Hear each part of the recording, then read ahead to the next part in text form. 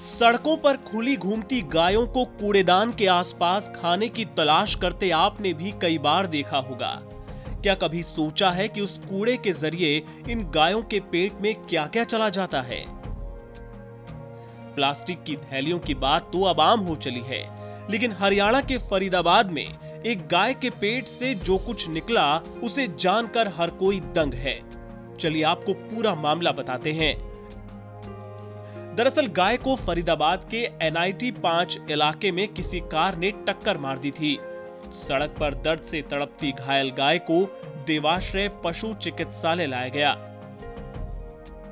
यहां डॉक्टरों ने जांच की तो पता चला कि गाय गर्भवती है। उसका लगभग 6 महीने का गर्भ था, जिसका डॉक्टरों को अबॉर्शन करना पड़ा। लेकिन अबॉर्शन के बाद भी जब गाय लगातार अपने पेट पर लात मारती रही तो डॉक्टरों को शक हुआ। इसके बाद उसका एक्सरे और अल्ट्रासाउंड कराया गया। रिपोर्ट आई तो डॉक्टर भी हैरान रह गए।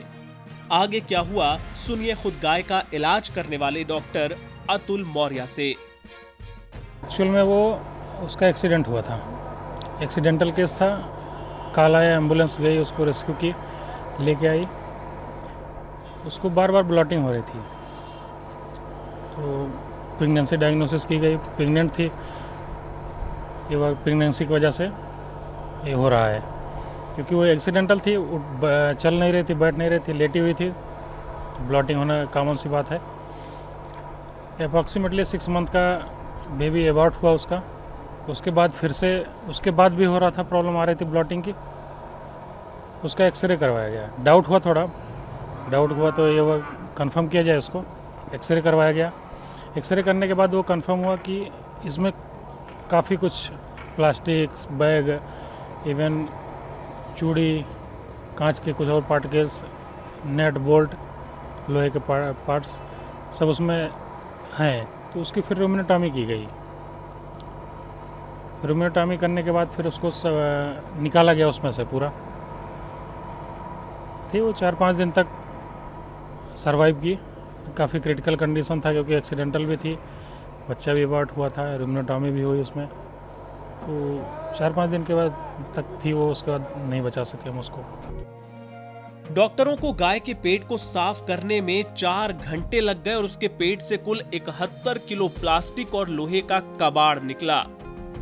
विशेषज्ञ बताते हैं कि गाय जैसे जानवरों का पेट बड़ा जटिल होता है। अगर उसमें कोई बाहरी चीज लंबे समय तक बनी रहे तो वो पेट में चिपक जाती है। धीरे धीरे वहां हवा जमा होने लगती है। इससे जानवर के पेट में लगातार दर्द होता है और वो पेट पर लात मारने लगता है।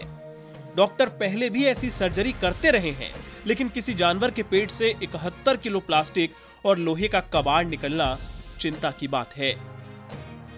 सड़कों पर घूमती गायों के इस हाल से ये साफ पता चलता है कि हमारे कूड़ा प्रबंधन यानी कूड़ा इकट्ठा करने और उसे छांटने की प्रणाली में कितनी कमियां हैं।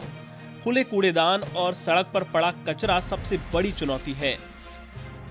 हरियाणा में यह मामला इसलिए भी चौंका रहा है क्योंकि ये देश के उन राज्यों में से एक है जहां सबसे पहले साल 2011 में ही प्लास्टिक की थैलियों पर बैन लग गया था।